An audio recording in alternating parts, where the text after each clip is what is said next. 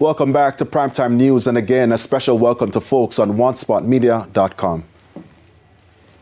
Up first this evening, in 24 hours, 2 men deemed as notorious gangsters in Spanish Town, St. Catherine, have been fatally shot by the police. Sections of the old capital remain tense as a result, but the police are assuring residents they have the situation under control. It's sometime after 3 Saturday afternoon, and the police presence is high in Greenville, St. Catherine. This after a man was fatally shot in an alleged confrontation with the lawmen on Saturday.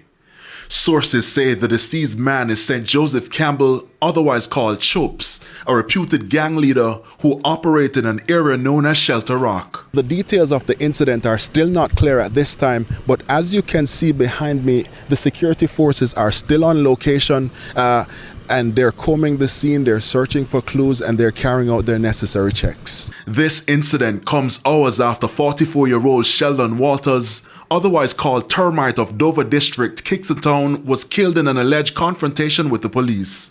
Walters, who is said to be a member of the Klansman gang, was implicated in gang activities under the anti-gang legislation, but he was acquitted in March 2021.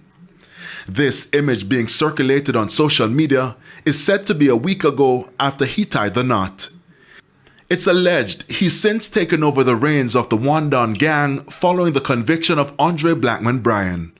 According to reports, the police were carrying out patrols in Top Banks when they came upon a group of men who fired at them. There was an exchange of gunfire and Mr. Walters was fatally wounded. A firearm was recovered. But residents shared a different version. The man come out to them good and great man in a so them kill him man, cold blooded then do it. They're too wicked. Police must say, who that run? I just start fire, be a shot, non-stop. Angry residents have since mounted several fiery roadblocks in Top Banks, Marchpen Road and other sections of the old capital to protest against the fatal shooting, and the tension has been high.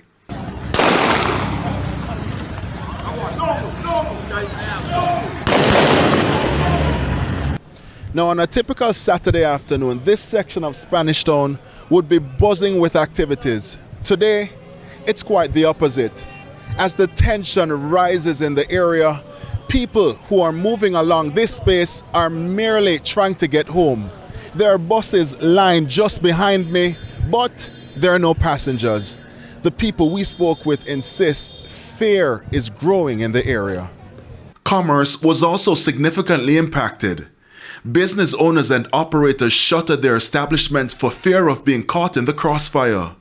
Some did so from as early as 11 Saturday morning. A cook shop operator says she's had to stand the loss associated with the early closure. So what are we going to do with our food? In a situation like this, we already prepare from morning. So what's happening now is representatives from the National Solid Waste Management team are conducting a cleanup of this area under the watchful eyes of the police.